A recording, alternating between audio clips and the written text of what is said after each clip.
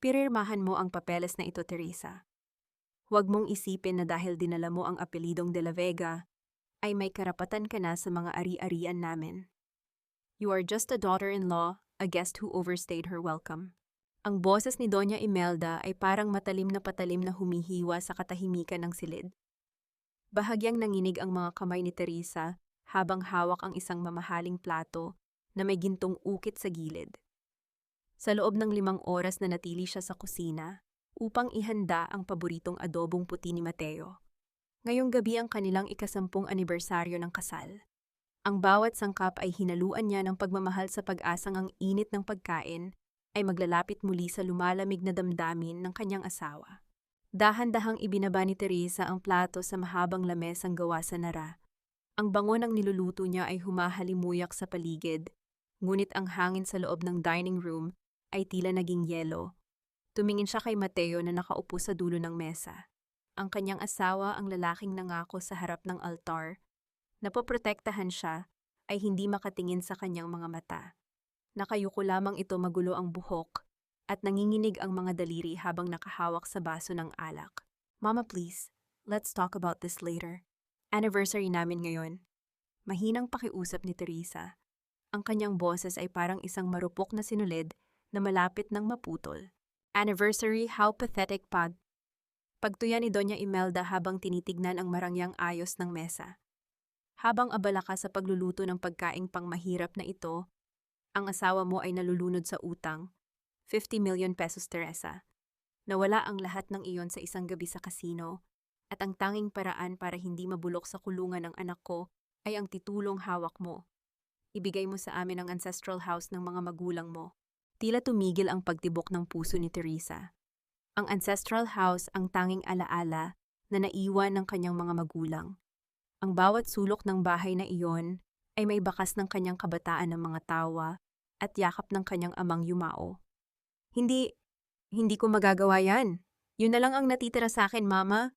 Yun ang huling pamana ni Papa.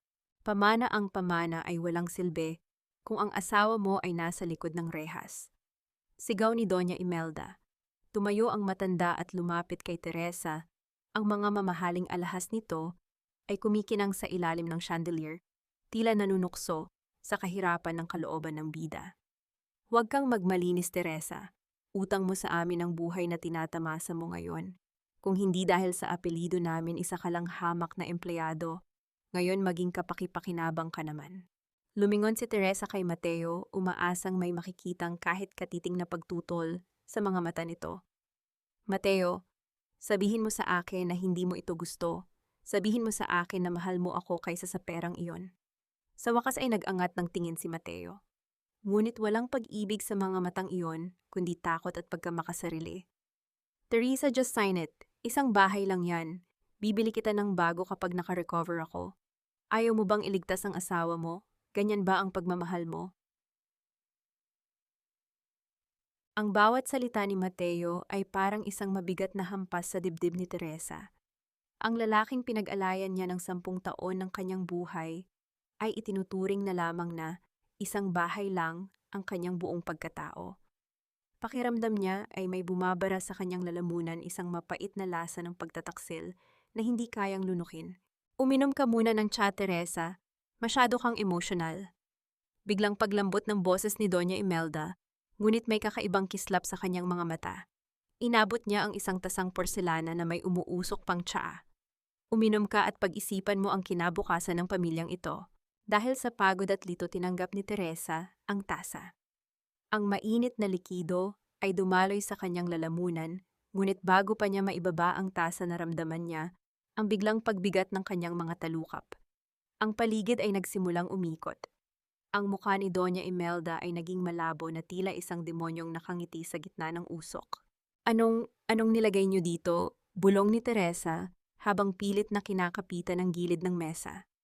Ang plato ng adobong puti ay nahulog sa sahig na basag sa libu-libong piraso tulad ng kanyang puso.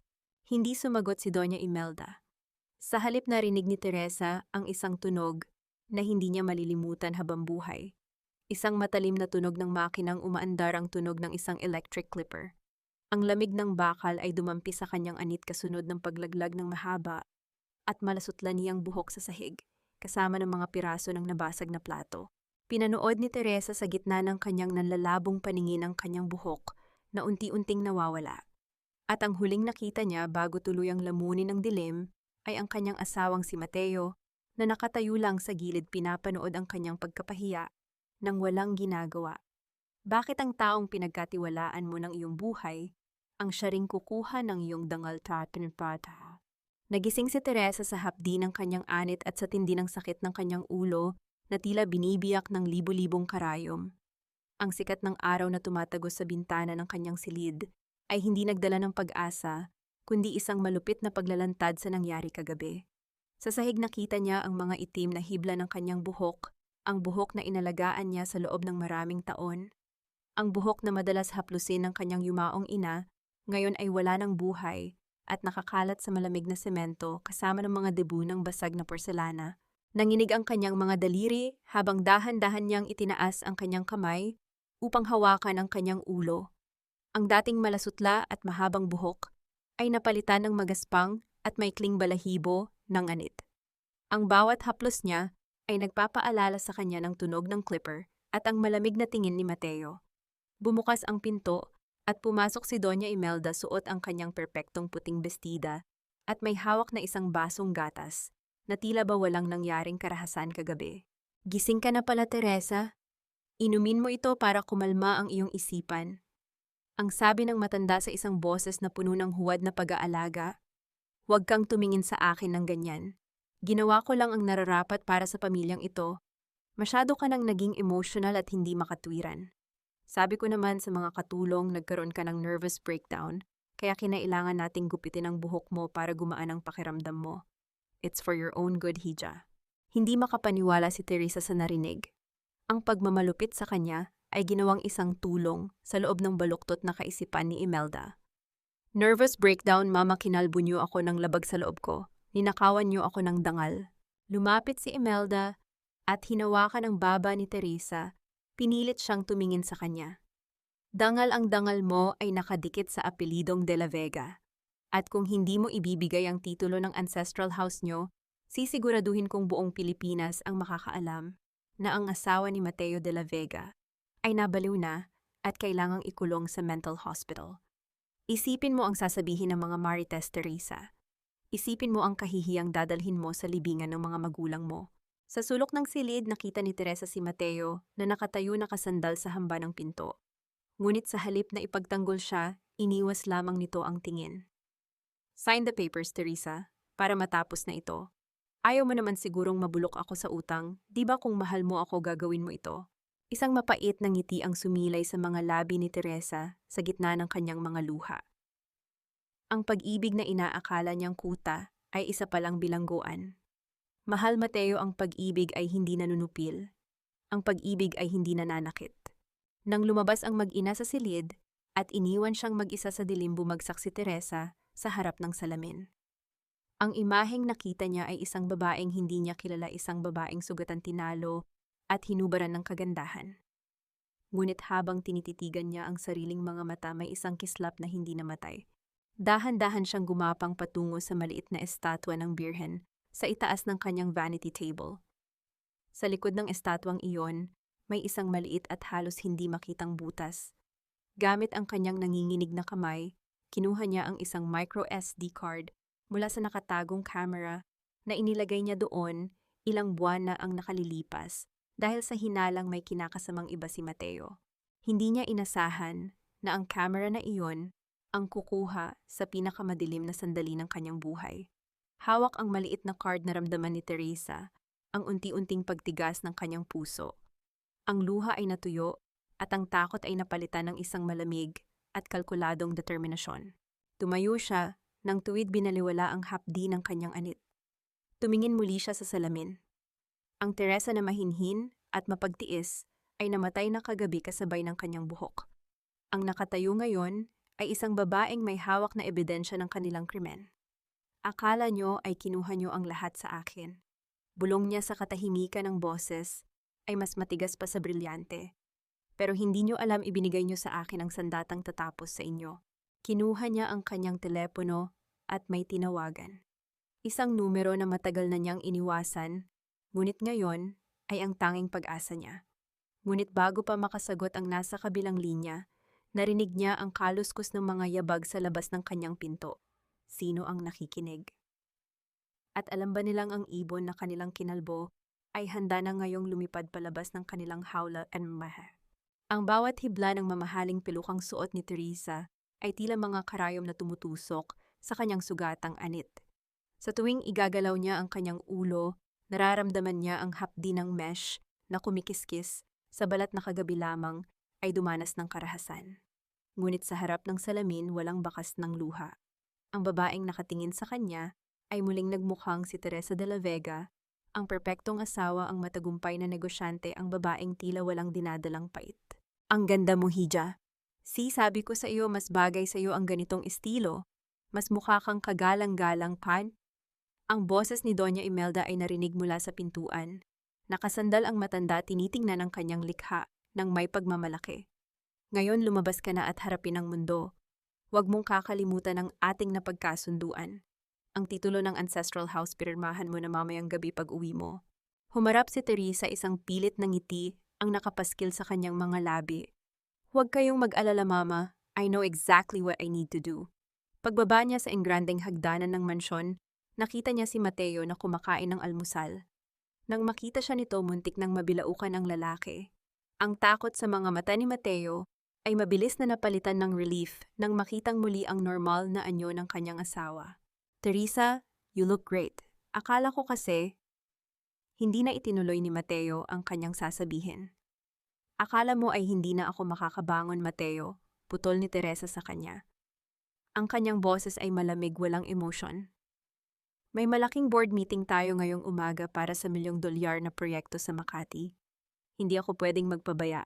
Pagdating sa opisina ng kanilang korporasyon, sinalubong sila ng mga bulong-bulungan ng mga empleyado, ang mga marites ng kumpanya, na tila may naamoy nakakaiba. Ngunit naglakad si Teresa ng taas noo. Ang tunog ng kanyang takong sa makintab na sahig ay parang martilyo na nagpapatibay sa kanyang bawat hakbang. Sa loob ng boardroom, naramdaman ni Teresa ang tensyon.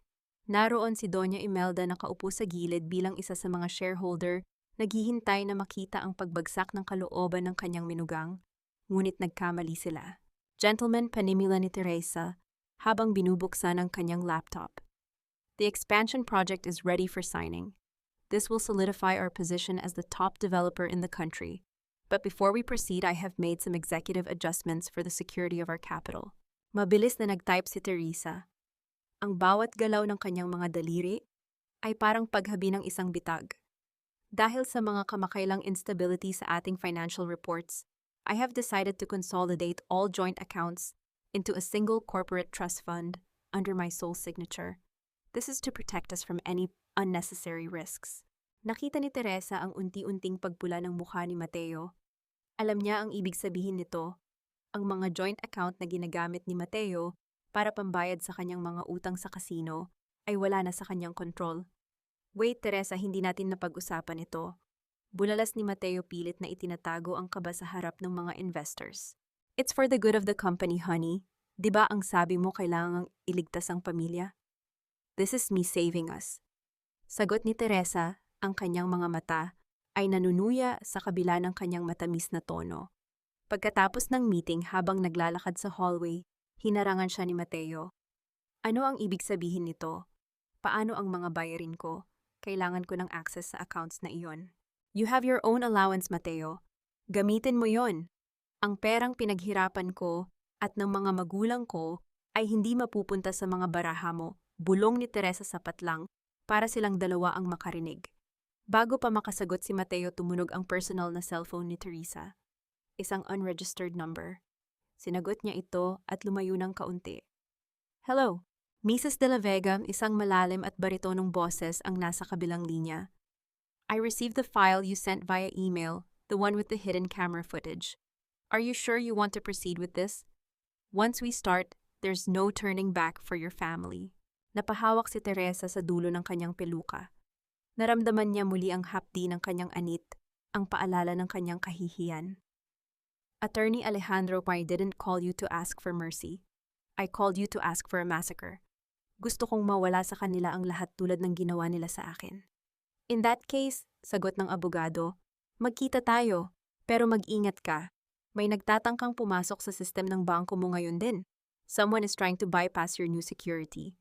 Lumingon si Teresa at nakita niya si Doña Imelda na galit na kausap ang kanyang private banker sa dulo ng hallway.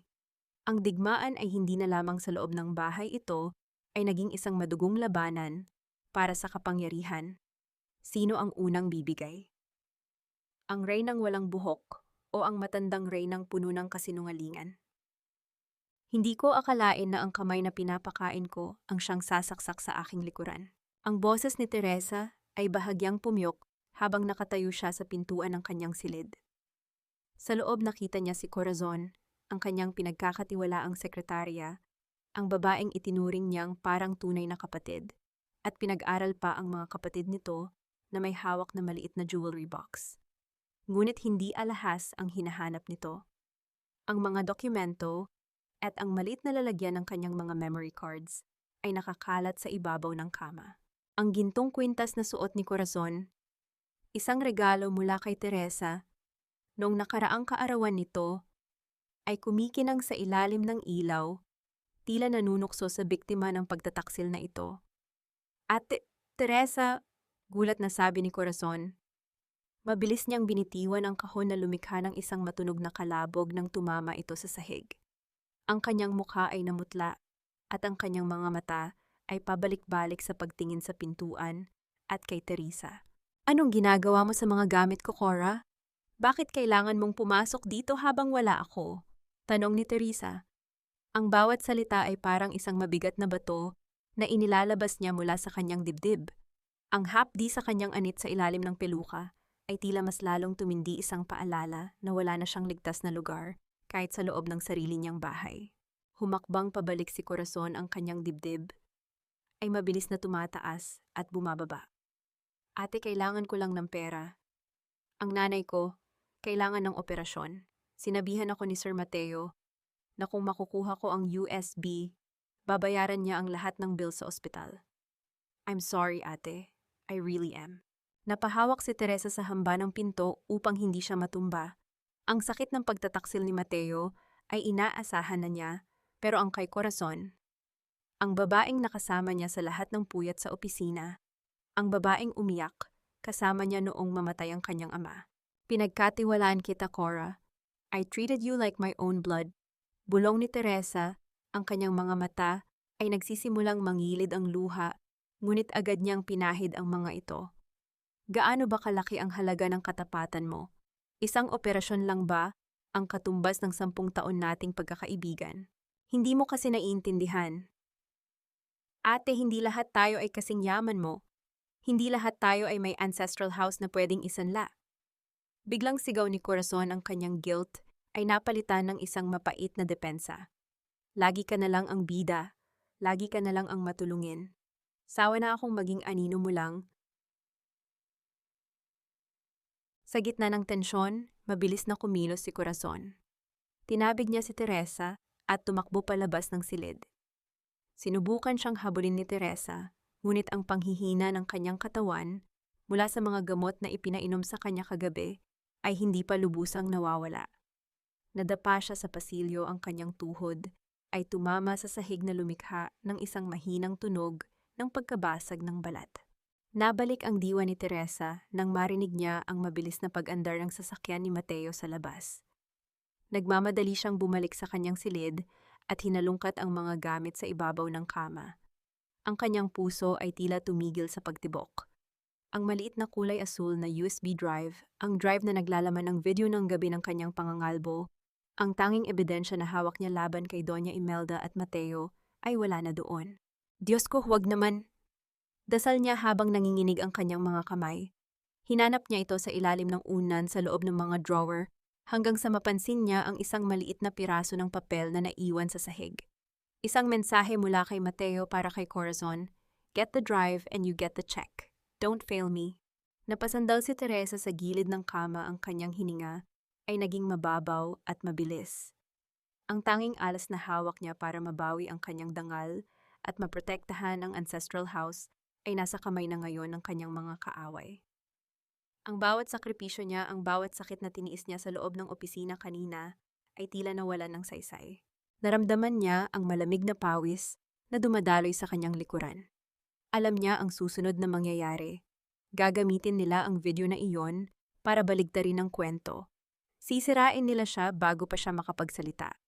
Sa gitna ng katahimikan ng silid, tumunog muli ang kanyang telepono. Isang mensahe mula kay Attorney Alejandro. Teresa, tell me you still have the drive. Mateo just posted something online that might destroy you. Bakit ang mga taong akala natin ay ating sandigan, ang siya pa palang hihila sa atin pababa sa hukay? Tignan niyo ang kawawang asawa ko. Nawala siya sa kanyang sarili at sa gitna ng kanyang pagwawala, wala kaming ibang nagawa kundi ang protektahan siya mula sa kanyang sarili. Ang pamang-boses ni Mateo sa mga video na kumakalat sa social media ay puno ng huwad na pag-aalala. Ngunit para kay Teresa, ito ay tunog ng isang halimaw na dahan-dahang nilalamon ang kanyang huling hininga. Hawak ang nanginginig na cellphone, pinanood ni Teresa ang edited na version ng gabi ng kanyang pangangalbo. Sa video, tinanggal nila ang bahagi kung saan siya pinainom ng pampatulog. Ang itinira lamang ay ang sandaling nagwawala siya dahil sa epekto ng droga, habang si Doña Imelda ay umiiyak at pilit siyang pinapakalma habang ginugupit ang kanyang buhok. Yung mga komento ng mga marites sa ibaba ng post ay parang mga lason na bumabaon sa kanyang balat. Kaya pala lagi siyang nakapiluka, baliw na pala. Nakakatakot, baka saktan niya ang pamilya de la Vega. Kawawang Mateo, napakabuti niyang asawa para pagtiisan ang ganyang babae. Bawat salita ay isang dagok. Bawat share ng video ay isang hakbang patungo sa kanyang libingan. Ang kumpanyang binuo niya, ang reputasyong inalagaan niya, ay gumuho sa loob lamang ng ilang minuto. Ma'am Teresa, tumatawag po ang chairman ng board. Sabi ng isang tauhan sa opisina, ang boses nito ay puno ng pag-aalinlangan at takot. Sinususpinde po ang inyong kapangyarihan sa kumpanya, effective immediately, kailangan niyo raw po munang magpagaling. Hindi sumagot si Teresa. Wala siyang lakas para lumaban pa sa oras na iyon. Ang kanyang mundo ay naging isang madilim na silid, kung saan ang tanging naririnig niya ay ang tibok ng sariling puso na tila sumusuko na. Naglakad siya palabas ng gusali, bawat mata ng mga empleyado ay nakatitig sa kanya, may iba na naaawa, may iba na nandidiri. Tumakbo siya patungo sa kaisa-isang lugar na alam niyang ligtas ang kanyang ancestral house. Ngunit pagdating niya doon, hindi katahimikan ang sumalubong sa kanya. Isang itim na sasakyan ang nakaparada sa tapat ng gate.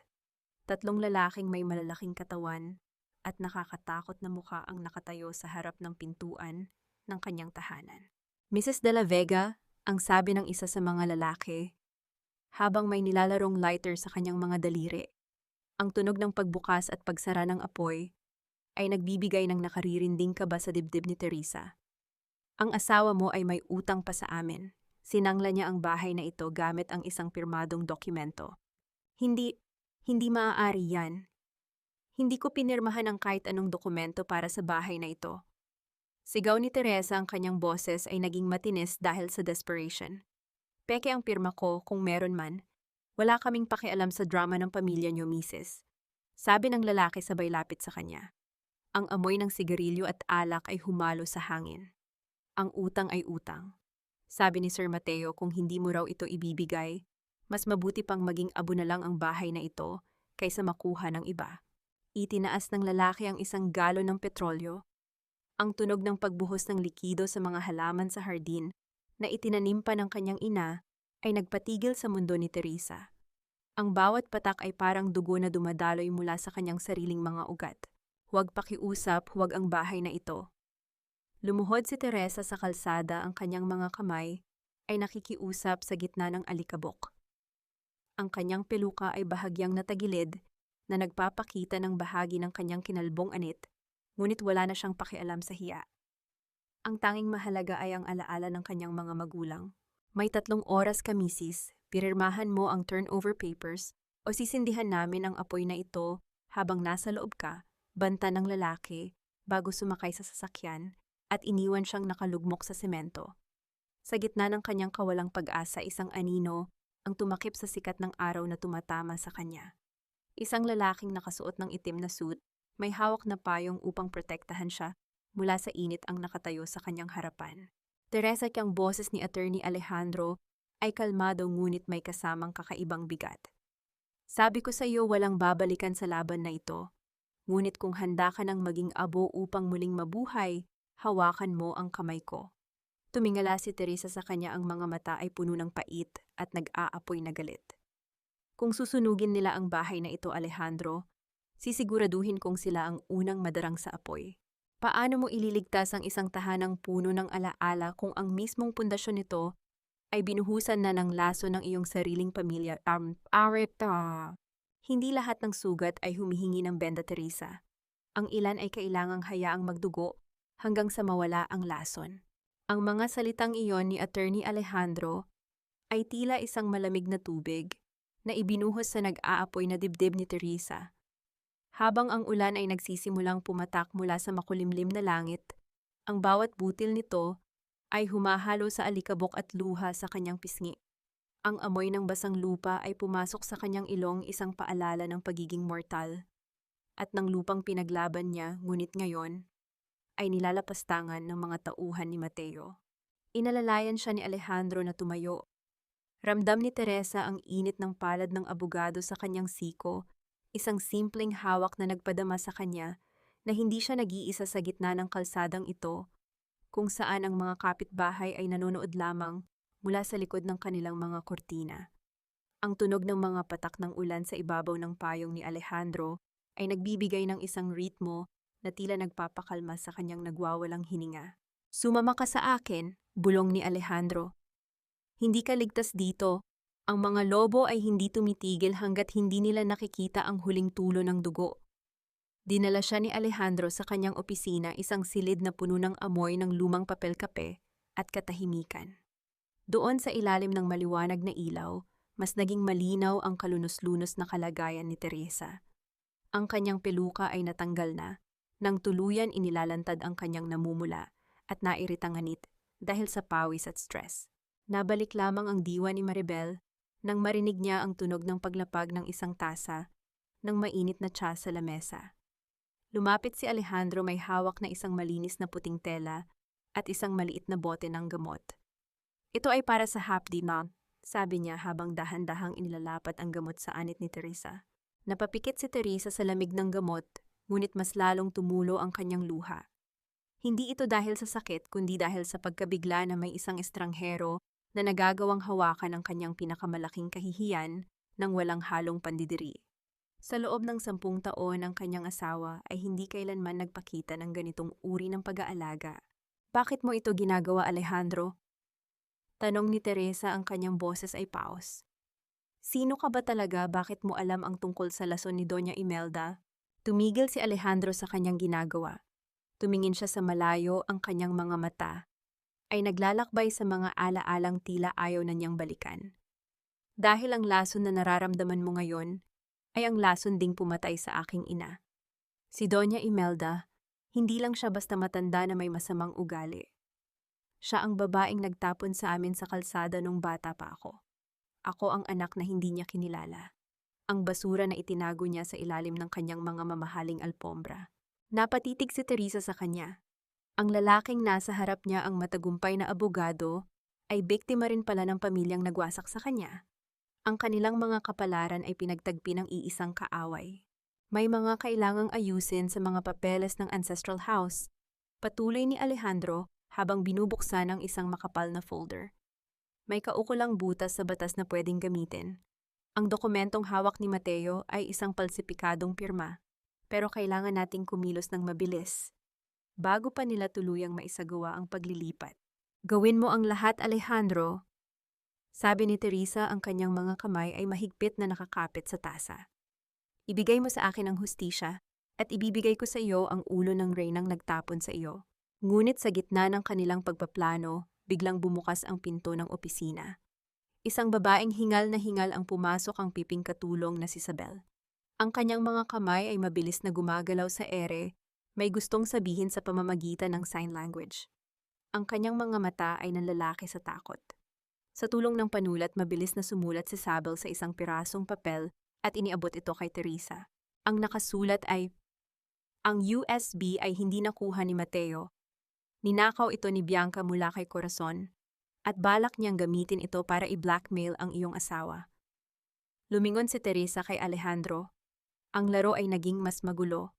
Ang USB na naglalaman ng kanyang dangal ay nasa kamay na ngayon ng babaeng sumira sa kanyang tahanan.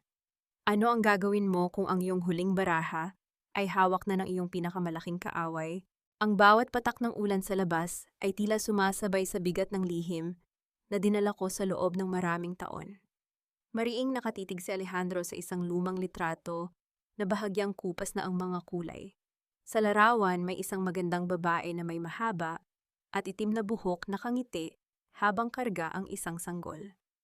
Ngunit ang mas nakakapukaw ng atensyon ay ang mga tupi sa gilid ng litrato, tila ba paulit-ulit itong binubuksan at itinitiklop sa gitna ng pag-aalinlangan.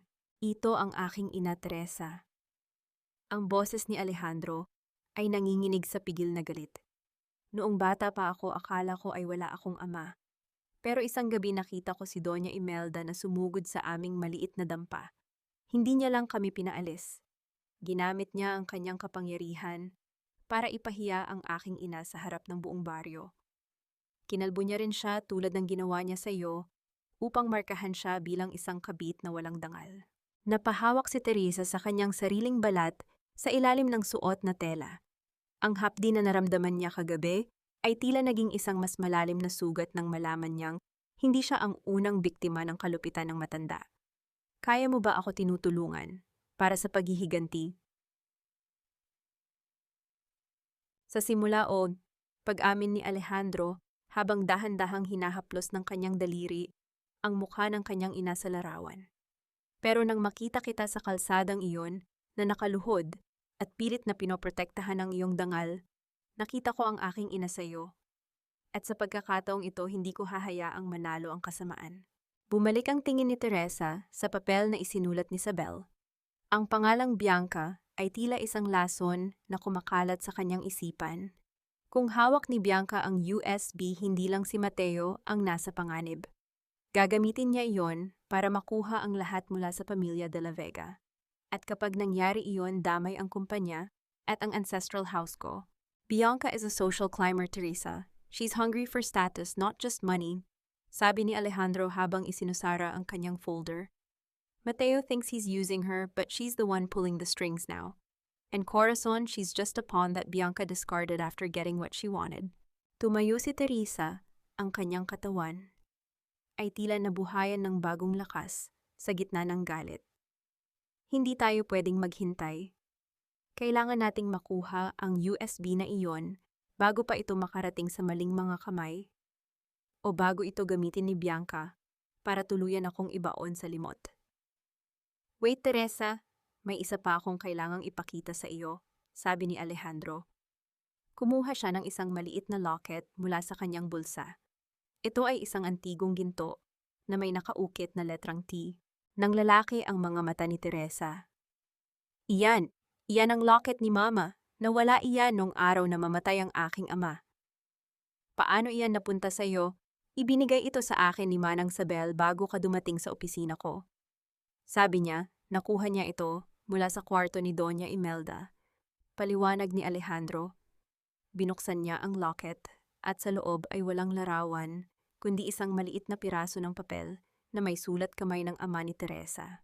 Ang nakasulat, "Imelda, alam ko ang totoo tungkol sa bata. Huwag mong saktan ang aking anak na si Teresa, o ilalabas ko ang lihim ng iyong tunay na yaman." Tila gumuho ang mundo ni Teresa. Ang kanyang ama alam nito ang tungkol sa pagkatao ni Alejandro, at may mas malalim pa palang dahilan kung bakit ganun na lamang ang puot ni Doña Imelda sa kanya. Anong ibig sabihin nito, Alejandro? Anong lihim ang alam ni Papa? Ang tanong ni Teresa, ang kanyang boses ay tila isang bulong sa hangin. Bago pa makasagot si Alejandro, nakarinig sila ng isang malakas na tunog ng pagkabasag ng salamin sa labas ng opisina. Ang tunog ng pagbagsak ng mga bubog ay sinundan ng isang mabigat na katahimikan. Mabilis na tumingin si Alejandro sa monitor ng kanyang CCTV. Isang itim na motorsiklo ang mabilis na humaharurot palayo. At sa sahig ng kanyang lobby ay may isang brick na nakabalot sa papel. Dahan-dahang lumabas si Alejandro at kinuha ang brick.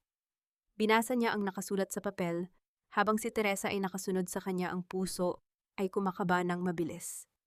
Ang nakasulat sa dugo pulang tinta, "Huwag makialam sa hindi sa iyo abogado. Ang susunod na babasagin namin ay ang bungo ng babaeng kasama mo." Sino ang nagpadala ng bantang ito? Si Mateo ba na desperadong makuha ang titulo? O si Bianca na ayaw pakawalan ng kanyang bagong hawak na kapangyarihan? Hindi mo ba alam kung gaano kahirap magsuot ng foam sa loob ng damit ko araw-araw, lalo na sa init ng panahon dito sa Maynila? Ang boses ni Bianca ay puno ng pagkairita habang nakatayo siya sa loob ng isang pribadong silid sa isang maliit na klinika. Ang tunog ng kanyang marahas na pagtanggal sa suot na peking tiyan ay nagdulot ng isang mahinang kaluskos ng tela at velcro.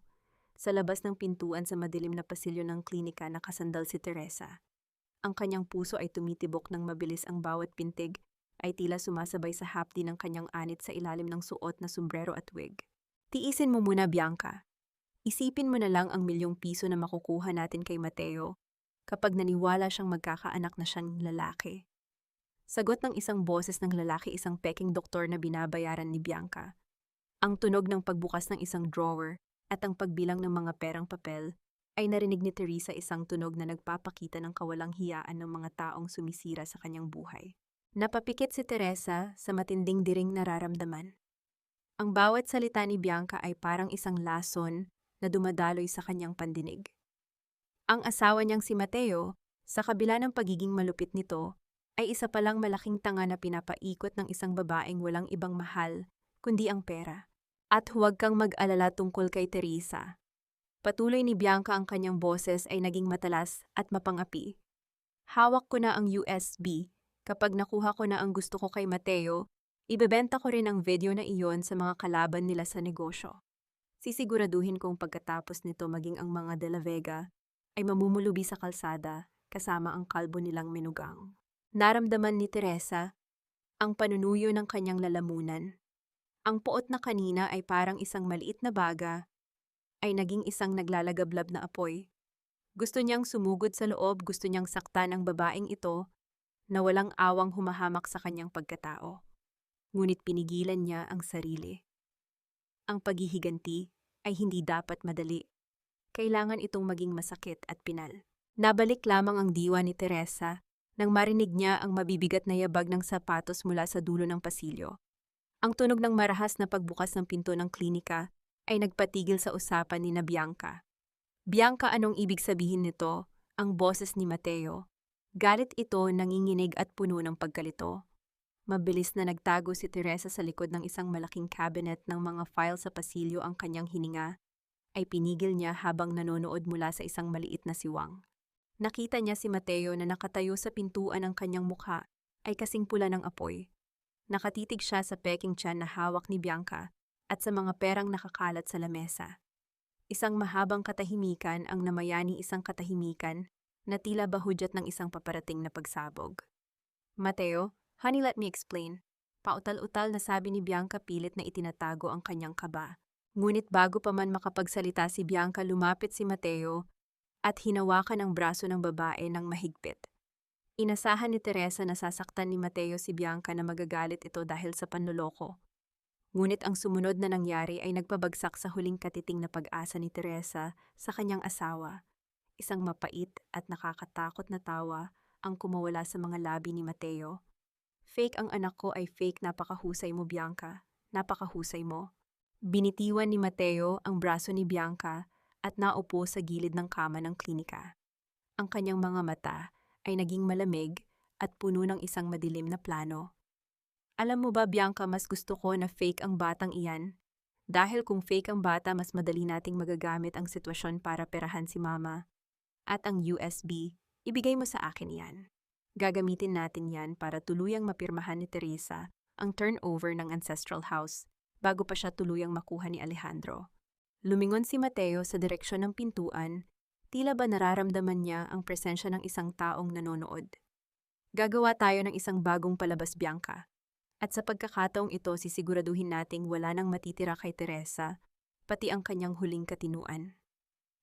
Napahawak si Teresa sa kanyang dibdib, ang bawat hininga niya ay parang hinihiwa ng isang matalim na kutsilyo.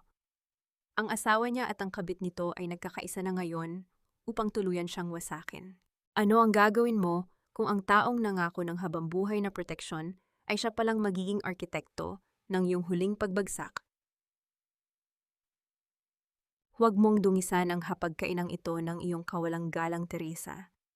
Sa bahay na ito, ang utang na loob ay binabayaran ng katapatan, hindi ng pagrerebelde. Ang boses ni Doña Imelda ay dumaan sa hangin na parang isang malamig na simoy ng kamatayan, habang dahan-dahang inilalapag ni Teresa ang mangkok ng sopas sa harap ng matanda. Ang bawat galaw ni Teresa ay kalkulado, bawat hakbang ay maingat kahit na ang kanyang anit ay kumikirot pa rin sa ilalim ng suot na mamahaling peluka. Ang amoy ng mainit na sabaw ay humahalo sa amoy ng mamahaling pabango ni Imelda, isang kombinasyong nagpapasuka sa kalooban ni Teresa. Kumain ka na, Teresa. Pinahanda ko iyan para sa iyo. Kailangan mong magpalakas para sa iyong pagpapagaling ka. Patuloy ni Imelda habang dahan-dahang hinihiwa ang kanyang karne.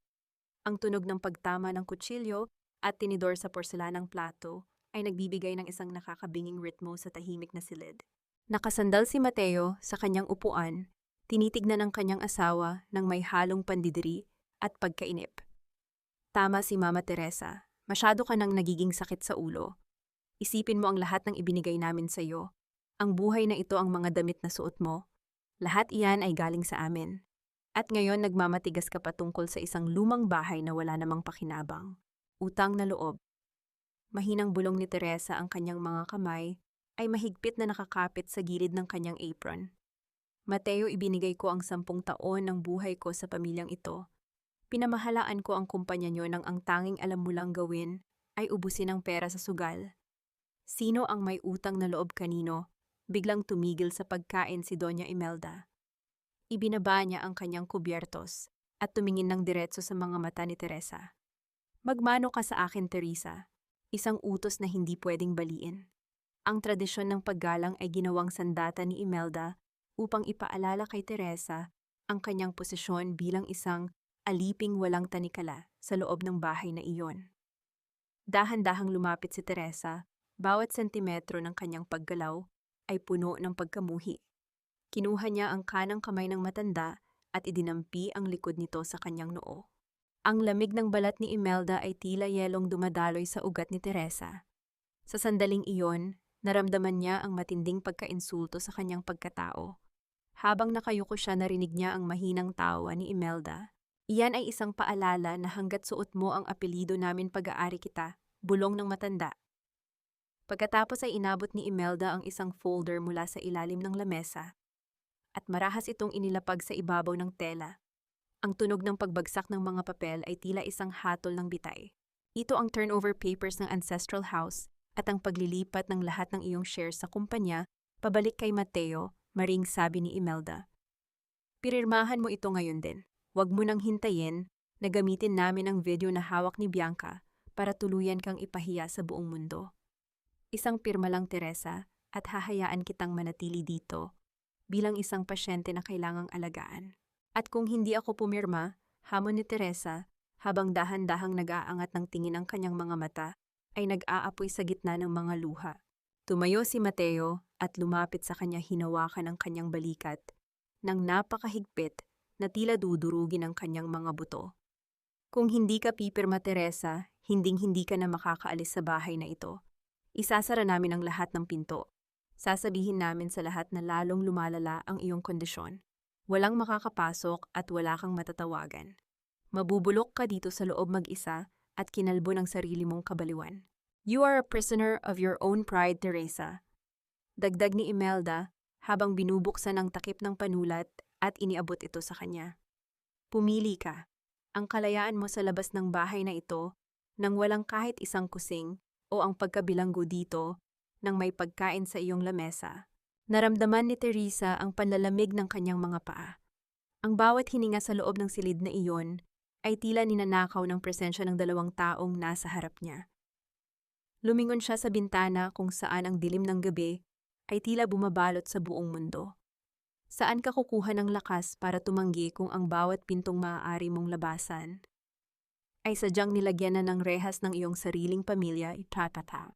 Ang bawat pader sa mansyong ito ay may tenga, ngunit ang mga pader sa silid ni Doña Imelda ay may itinatagong bangkay ng katotohanan.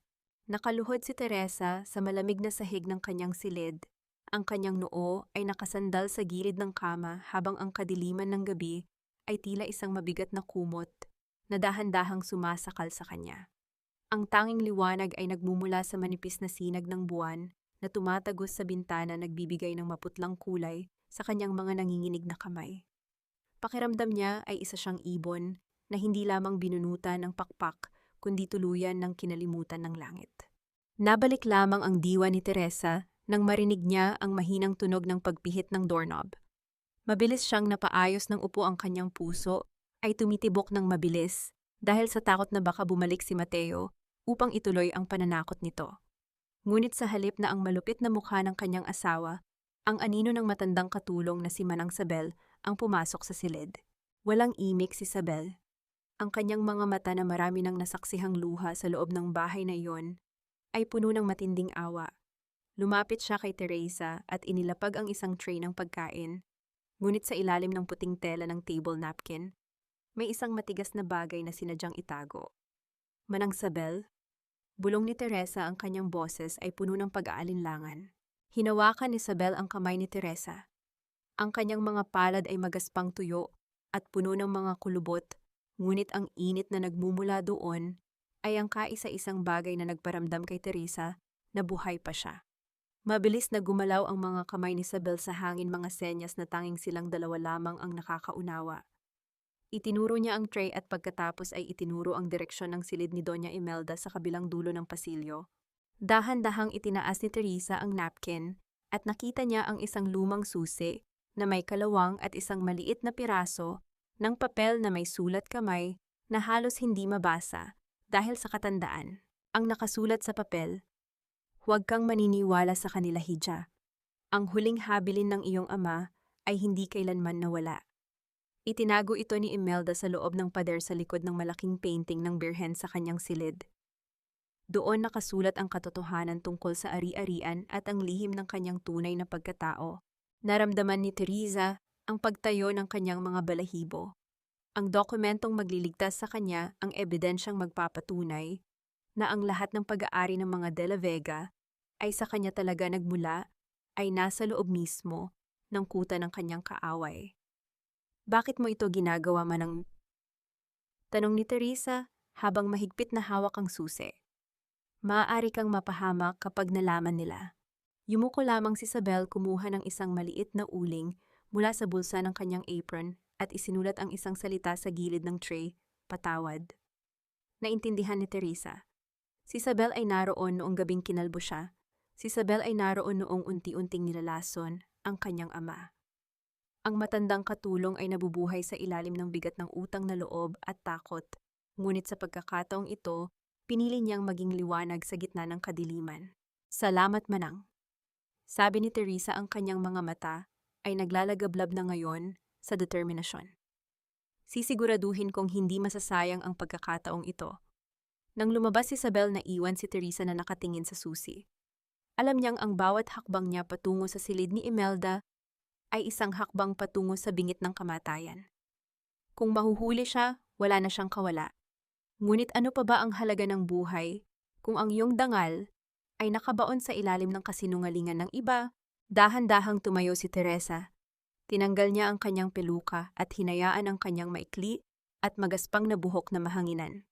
Hindi na siya natatakot sa kanyang anyo. Ang bawat sugat sa kanyang anit ay magsisilbing paalala ng kanyang misyon. Lumabas siya ng silid ng walang saplot sa paa upang hindi lumikha ng anumang tunog. Ang pasilyo ay tila isang mahabang bituka ng isang higante, madilim at nakakatakot. Ngunit habang papalapit siya sa silid ni Doña Imelda, narinig niya ang mahinang boses ng matanda mula sa loob, tila may kausap sa telepono. "Gawin mo na ang dapat mong gawin kay Alejandro." Ang sabi ni Imelda, ang boses ay puno ng puot. "Huwag mong hayaang makarating siya sa ball bukas." At si Teresa, "Kapag nakuha na natin ang pirma niya sa turnover, itapon mo na siya sa probinsya kung saan walang makakahanap sa kanya. Napahinto si Teresa, ang kanyang hininga ay naging mababaw. Hindi lang pala siya ang nasa panganib kundi pati si Alejandro. Ang oras ay hindi na niya kakampi. Paano mo papasukin ang silid ng isang demonyo kung alam mong sa loob nito ay matatagpuan ang iyong kaligtasan o ang iyong huling hantungan? Ang katotohanan ay parang isang matalim na bubog, mas masakit itong hawakan kaysa sa sugat na gawa ng kasinungalingan. Ang bawat hininga ni Teresa ay tila isang nakatagong saksak sa kanyang dibdib habang dahan-dahan niyang itinutulak ang pinto ng silid ni Doña Imelda. Ang amoy ng mamahaling sampagita at insenso ay agad na sumalubong sa kanya, isang halimuyak na dapat sana ay nagbibigay ng kapayapaan, ngunit para kay Teresa, ito ay amoy ng isang libingan ng mga lihim. Ang kanyang mga paa na walang saplot ay dumanas ng lamig ng marmol na sahig, bawat hakbang ay tila paglalakad sa ibabaw ng manipis na yelo. Narinig niya ang mahinang tunog ng pag-agos ng tubig mula sa banyo sa loob ng silid. Naliligo si Imelda, ito na ang kanyang pagkakataon. Mabilis siyang lumapit sa dambuhalang painting ng Birhen na nakasabit sa gitnang pader. Ang mga mata ng imahe ay tila nakatitig sa kanya, tila hinuhusgahan ang kanyang bawat galaw. Gamit ang susi na ibinigay ni Manang Sabel, nahanap niya ang maliit na butas sa gilid ng engranding frame. Narinig ang mahinang tunog ng pag-release ng lock at ang painting ay dahan-dahang bumukas na parang isang pinto patungo sa kailaliman ng impyerno. Sa loob ng nakatagong vault, hindi ginto o alahas ang nakita niya. Isang luma at kupas na brown envelope ang tumambad sa kanyang paningin. Ang kanyang mga daliri ay nanginginig habang binubuksan ito. Sa loob ay may isang USB drive at isang dokumentong may selyo ng korte.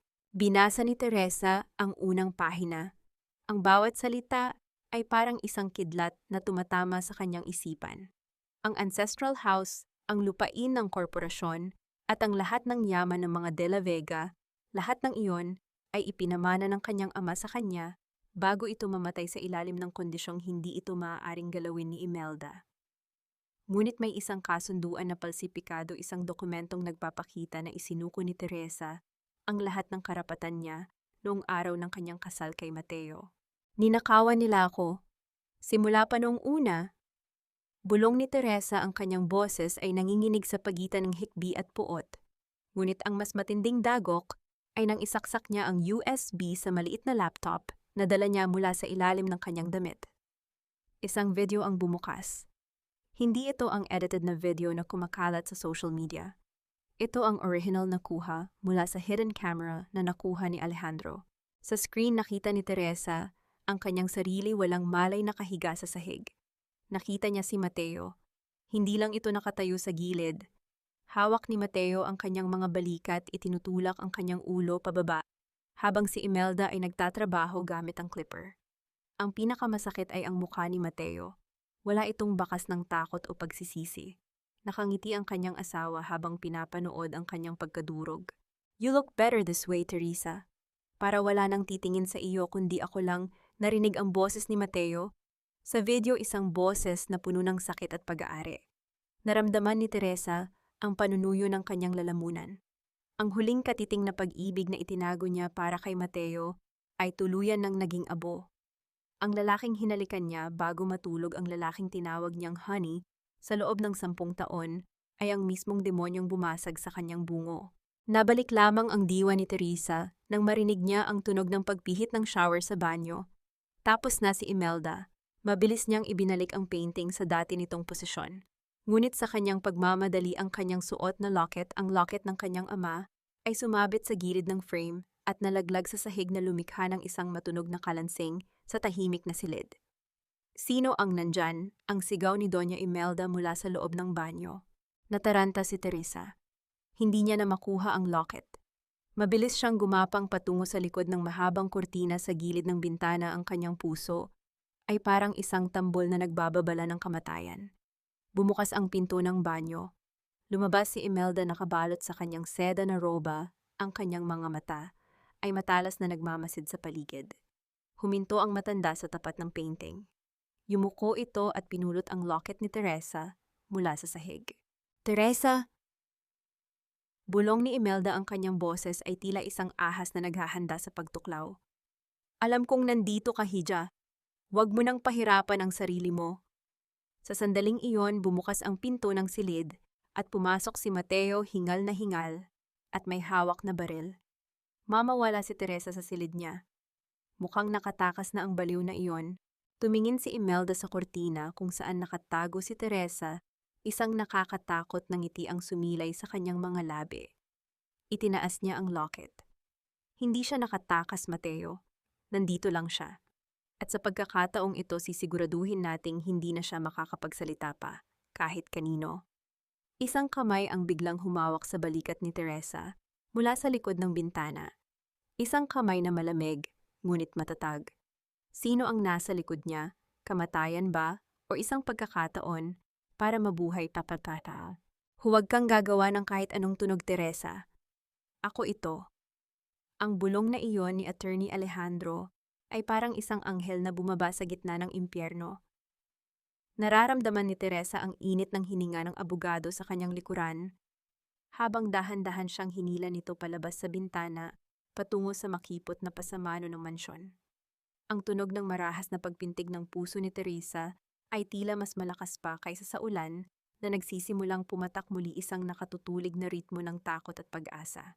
Sa loob ng silid narinig nila ang marahas na paghila ni Mateo sa kortina. Ang tunog ng pagtama ng telang pelos sa pader ay umalingaw-ngaw kasunod ng isang malakas na mura mula sa kanyang asawa. Wala siya dito, mama, nakatakas na naman ang babaeng iyon. Sigaw ni Mateo, ang boses ay puno ng frustration at lason. Hindi siya pwedeng lumayo, Mateo. Hawak ko ang locket niya. Babalik at babalik ang tangang iyan para sa alaala ng tatay niya. Sagot ni Doña Imelda, ang kanyang boses ay kalmado ngunit may kasamang kakaibang kilabot. Ipalak mo ang lahat ng gate. Tawagan mo ang mga tauhan mo. Kapag nakita niyo siya, huwag niyo nang dalhin dito. Gawin niyo na ang plano sa kalsada. Isang accident na dulot ng kanyang mental instability. Naramdaman ni Teresa ang panlalamig ng kanyang buong katawan habang nakatayo sa makitid na semento sa labas ng bintana. Ang kanyang asawa, ang lalaking hinalikan niya kagabi, ay binigyan na ng go signal ang kanyang kamatayan. Mahigpit siyang napakapit sa braso ni Alejandro, ang kanyang mga kuko ay bumaon sa suot na suit ng abogado. Dahan-dahan silang bumaba gamit ang isang emergency ladder na inihanda ni Alejandro. Ang bawat hakbang ay tila pagbaba patungo sa kailaliman ng isang bangin. Nang tumama ang mga paa ni Teresa sa damuhan, hindi siya tumakbo. Sa halip humarap siya sa malaking salamin na pader ng garden ng mansyon. Sa ilalim ng liwanag ng buwan, nakita niya ang kanyang sarili. Wala ang kanyang peluka. Ang kanyang ulo ay may mga bakas pa ng sugat at pasa ang kanyang buhok ay magulo at maikli. Sa loob ng ilang araw, ang imaheng ito ang kanyang pinakamalaking kahihiyan. Ngunit ngayon, habang naalala niya ang nakita sa video, ang tawa ni Mateo habang kinakalbo siya, may isang bagay na nagbago sa loob ni Teresa. Ang kahihiyan ay naging puot. At ang puot ay naging kapangyarihan. Dahan-dahan niyang itinaas ang kanyang kamay at hinaplos ang kanyang anit. Hindi na ako magtatago, Alejandro, bulong niya. Ang boses niya ay wala ng bakas ng pait, kundi isang malamig na determinasyon. Teresa, kailangan nating umalis. Parating na ang mga tauhan ni Mateo. Babala ni Alejandro habang hinihila siya patungo sa nakaparadang sasakyan sa labas ng gate. Noted, sagot ni Teresa habang tinititigan ang ilaw sa kwarto ni Imelda. Hayaan mo silang maghanap sa dilim. Bukas ang charity ball, di ba bukas ang gabi kung saan tatanggap si Imelda ng parangal bilang pinakadisenteng matriarch ng Maynila. Doon natin sila tatapusin. Nabalik lamang ang diwa ni Teresa nang marating nila ang safe house ni Alejandro. Doon sa harap ng isang maliit na salamin, kinuha ni Teresa ang isang gunting. Hindi para gupitin ang natitira niyang buhok, kundi para ayusin ang kanyang anyo. Pinanood ni Alejandro ang bawat galaw ni Teresa, ang marahas ngunit kalkuladong pagputol sa mga hindi pantay na bahagi ng kanyang buhok, hanggang sa maging isang matapang at maikling hairstyle ito. Isang pixie cut na nagpatingkad sa kanyang matatalas na panga at nag-aapoy na mga mata. Wala na ang mahinhing si Teresa. Ang nakaharap sa salamin ay isang sundalong handa nang sumabak sa huling digmaan. Bukas, Alejandro, hindi na ako pupunta doon, bilang asawa ni Mateo. Sabi ni Teresa habang tinitignan ang kanyang sarili. Pupunta ako doon bilang ang babaeng kinalbo nila, ngunit hindi nila napatay. I will show them what an alpha survivor looks like. Are you sure about this? It will be a scandal that the Philippines will never forget. Tanong ni Alejandro, ang kanyang mga mata ay puno ng paghanga at pag-aalala. I am the scandal, Alejandro, sagot ni Teresa. And they are the crime. Ngunit bago matapos ang gabi, isang mensahe ang pumasok sa telepono ni Alejandro, isang video clip mula sa isang hindi kilalang source. Binuksan nila ito at ang bumungad sa kanila ay si Manang Sabel. Nakagapos ang matanda sa loob ng isang madilim na bodega. At sa likuran niya ay nakatayo si Mateo, may hawak na lighter at nakangiti sa camera. Teresa, alam kong kasama mo ang kapatid ko. Ang boses ni Mateo ay puno ng pang-uuyam. Kung gusto mong makitang buhay pa ang piping katulong na ito, pumunta ka sa bodega ng ancestral house mo, mag-isa. May 2 oras ka bago ko gawing barbecue ang matandang ito. Nabitawan ni Teresa ang gunting. Ang tunog ng pagbagsak ng bakal sa sahig ay tila isang hudyat ng panibagong biyak sa kanyang plano. Ang huling taong nagpakita sa kanya ng kabutihan ay nasa panganib dahil sa kanya. Paano mo pipiliin ang iyong paghihiganti kung ang kapalit nito ay ang buhay ng kaisa-isang taong nagmalasakit sa iyo sa gitna ng iyong pagdurusa? Anapanpa. Walang mas masakit pa sa makitang ang kaisa-isang taong nagmalasakit sa iyo ay siyang ginagamit na pain upang tuluyan kang mawasak. Ang bawat pintig ng puso ni Teresa ay tila isang mabigat na martilyo na humahampas sa kanyang dibdib habang nakatitig siya sa nagliliyab na screen ng kanyang telepono. Ang imahe ni Manang Sabel, ang matandang babaeng nagpunas ng kanyang mga luha noong gabing kinalbo siya ang piping saksi sa lahat ng kanyang pagdurusa, ay nakagapos at nakaluhod sa gitna ng madilim na bodega. Ang mga mata ni Sabel ay puno ng takot, ngunit nang makita nito ang camera, tila may ibinubulong ang kanyang mga labi na hindi makapagsalita. Isang babala, isang panalangin. Teresa, huwag kang pumunta. Bitag ito. Mahigpit na hawak ni Alejandro ang balikat ni Teresa. Ang kanyang boses ay puno ng babala, ngunit ramdam ni Teresa ang panginginig ng mga kamay ng abogado. Mateo is desperate. He's a cornered rat, and that makes him more dangerous. Dahan-dahang iniharap ni Teresa ang kanyang mukha sa salamin. Ang kanyang bagong gupit na buhok ay nagbibigay sa kanya ng anyo ng isang mandirigma, ngunit ang kanyang mga mata ay nananatiling baso ng nag-uumapaw na pait. Inalagaan ako ni Manang Sabel nang talikuran ako ng lahat, Alejandro. Hindi ko hahayaang maging abo siya dahil lang sa kasakiman ng asawa ko. Kung kailangang mamatay ako para iligtas siya, gagawin ko. Hindi ka mamamatay pa, mariing sabi ni Alejandro. Dahil hindi ka mag-isa. Pagkalipas ng 1 oras, narating ni Teresa ang gate ng kanyang ancestral house. Ang dating maringal na tahanan ay tila isang multo sa ilalim ng madilim na langit. Ang amoy ng petrolyo ay nananatili pa rin sa hangin, isang paalala ng banta ng mga tauhan ni Mateo. Ang tunog ng kanyang mga yabag sa tuyong dahon ay tila mga bulong ng babala mula sa kanyang mga ninuno. Dahan-dahan siyang pumasok sa bodega sa likod ng bahay. Ang tunog ng pag-itit ng lumang pinto ay umalingaw-ngaw sa katahimikan. Sa gitna ng silid sa ilalim ng isang nag-iisang bumbilya, nakita niya si Manang Sabel. At sa likod nito nakatayo si Mateo, may hawak na lighter at isang bote ng alak.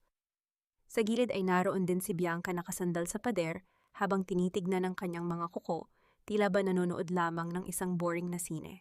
Look who's here, nakakangising, sabi ni Mateo. Lumapit siya kay Teresa, ang amoy ng alak sa kanyang hininga ay humahalo sa amoy ng gasolina sa paligid. At tignan mo nga naman ang hairstyle mo. What happened, Teresa? Akala ko ba ayaw mong kinalbo ka? You look like a freak. Pakawalan mo si Manang Sabel, Mateo. Ang boses ni Teresa ay malamig at diretso. Nandito na ako, kunin mo na ang gusto mo pero hayaan mo siyang umalis. O hinding-hindi siya aalis hanggat hindi mo pinipirmahan ang mga dokumentong ito. Inilabas ni Bianca ang turnover papers mula sa kanyang bag at inilapag sa isang lumang lamesa. Pirirmahan mo ito, ibibigay mo sa amin ang lahat. At baka lang hayaan naming mabuhay ang matandang ito. Tumingin si Teresa kay Manang Sabel. Ang matanda ay umiiling, ang mga luha ay dumadaloy sa kanyang kulubot na pisngi. Alam ni Teresa ang ibig sabihin nito. Sinasabi ni Isabel na huwag niyang ibigay ang ancestral house. Ngunit nang makita ni Teresa ang pasasamukha ng matanda, mabilis niyang kinuha ang panulat. Teresa, no!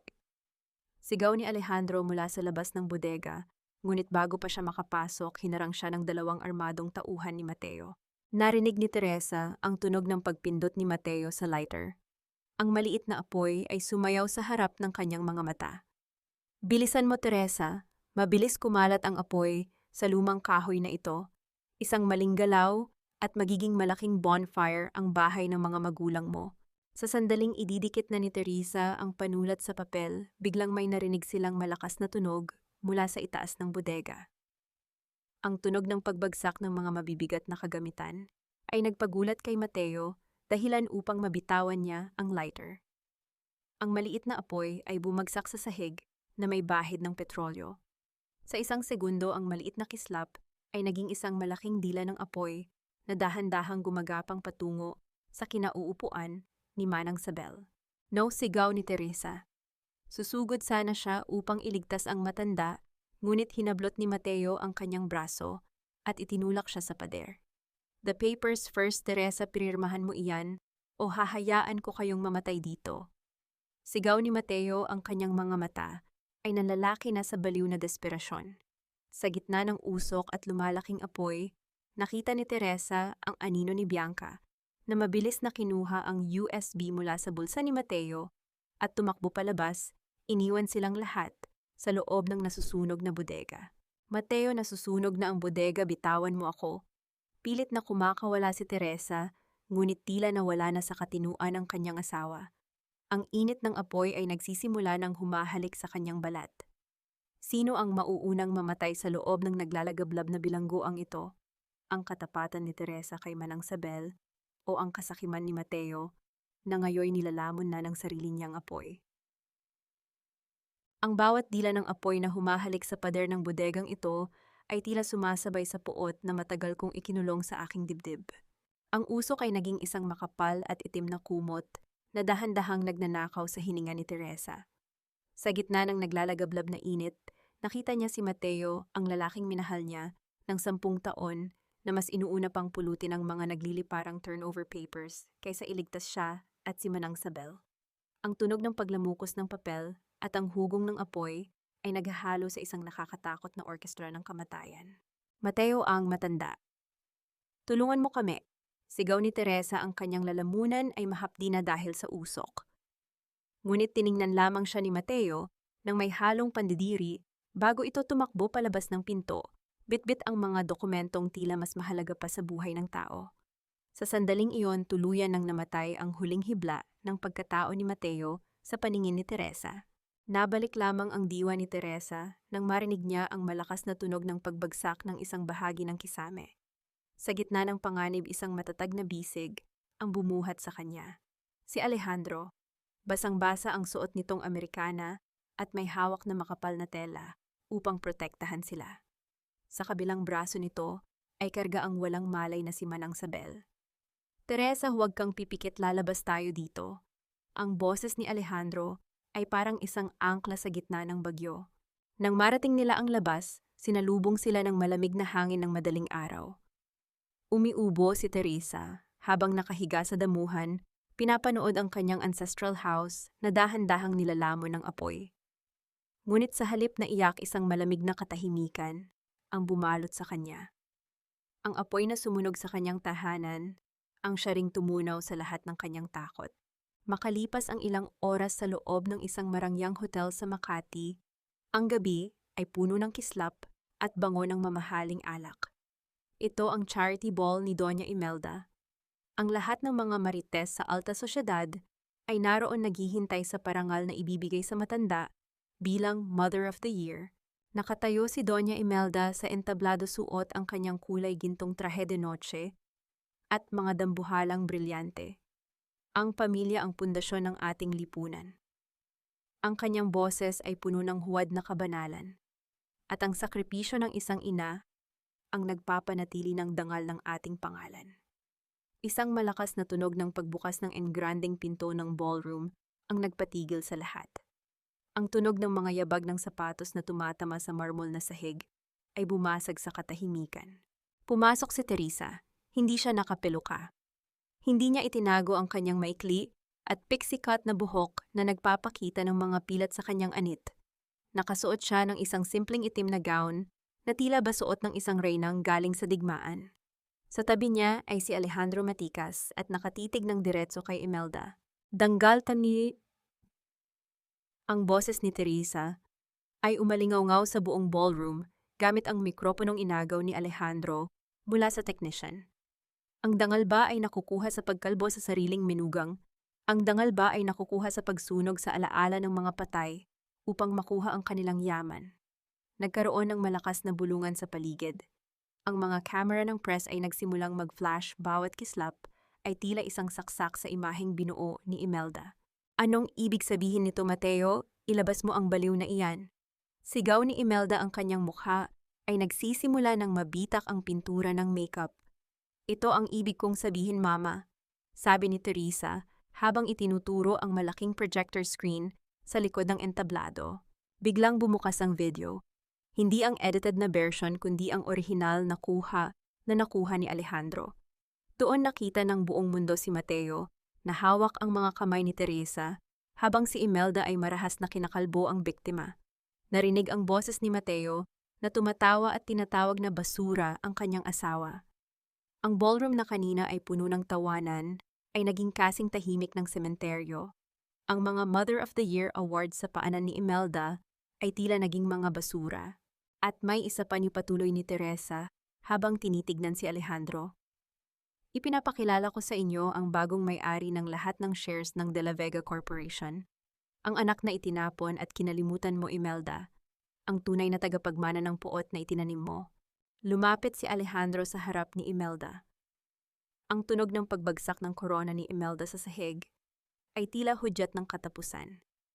Hello, Mother! Naalala mo ba ang batang kinalbo mo rin kasama ng kanyang ina? I'm back. And I'm not here for your love. I'm here for the truth. Sa gitna ng kaguluhan pumasok ang mga pulis. Ang tunog ng paglock ng posas sa mga kamay ni Mateo at Imelda ay ang pinakamasarap na musikang narinig ni Teresa sa buong buhay niya. Tumingin si Teresa sa paligid. Nakita niya ang kanyang sarili sa malaking salamin ng hotel. Wala na siyang buhok na mahaba, wala na siyang asawang sandigan, at wala na siyang bahay na matutuluyan. Ngunit sa kauna-unahang pagkakataon sa loob ng 10 taon, nakita niya ang isang babaeng malaya. Hanggang saan mo kayang tiisin ang dilim bago mo ma-realize na ikaw pala ang liwanag na susunog sa lahat ng kasinungalingan? Paha. Ang tunog ng pagsasara ng rehas na bakal ay tila isang tuldok sa mahabang kwento ng aking paghihirap. Sa loob ng madilim at masikip na selda nakaupo si Mateo sa malamig na semento. Ang kanyang mamahaling suit ay punit-punit na marumi at amoy usok mula sa sinunog niyang bodega. Ang kanyang mga kamay na dati ay tanging mga baraha at baso ng alak lamang ang hawak ngayon ay nakakapit sa malamig na bakal ng rehas. Ang bawat buntong hininga niya ay puno ng pagsisisi, ngunit hindi dahil sa nasaktan niya si Teresa, kundi dahil nawala sa kanya ang lahat ng karangyaan. Mateo, ang boses ni Alejandro ay umalingaw-ngaw sa pasilyo ng kulungan. Nakatayo ang abogado sa labas, matikas at walang emosyon ang muka. Dinala ko ang mga huling dokumento. Pinirmahan na ni Teresa ang annulment. Malaya ka na sa kanya pero mananatili ka dito para sa kasong arson, physical abuse at syndicated estafa.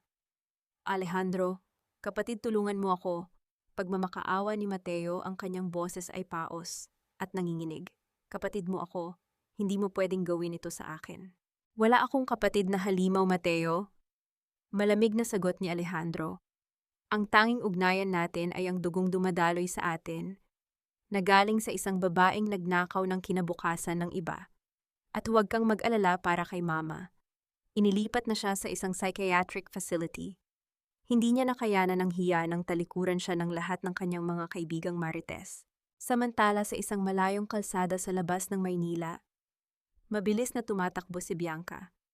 Hawak niya ang kanyang bag na puno ng alahas at ang USB na akala niya ay kanyang alas. Ngunit ang tunog ng pagpreno ng isang itim na van sa kanyang harapan ay nagpatigil sa kanyang mundo. Lumabas ang mga lalaking pinagkakautangan ni Mateo. Nasaan ang pera, Bianca?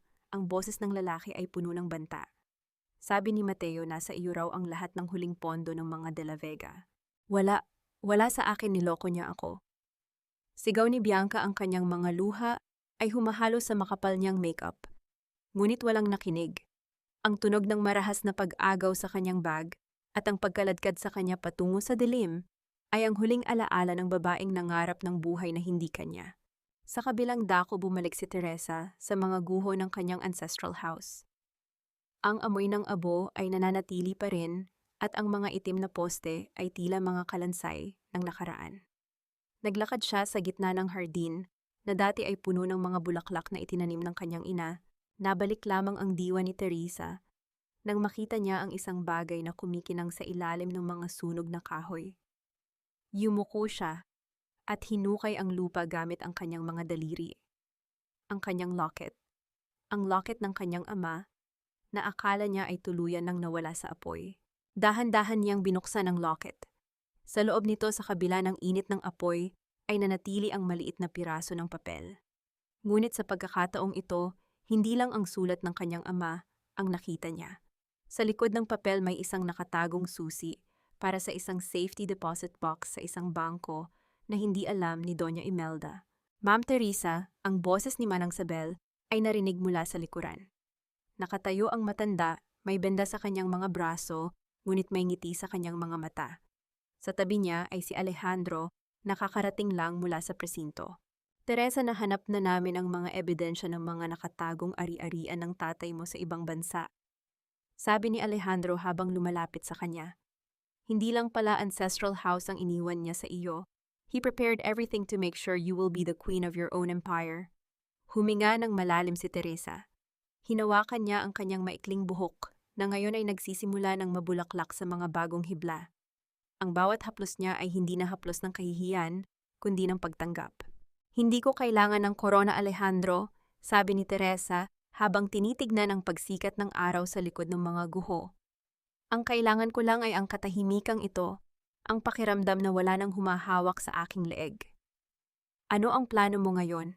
Tanong ni Alejandro, ang kanyang mga mata ay puno ng paghanga at isang lihim na kislap ng pag-ibig. Gagawa ako ng isang foundation, sagot ni Teresa. Isang lugar para sa mga babaeng tulad ko. Mga babaeng kinalbo ang dangal, ngunit hindi napatay ang espiritu.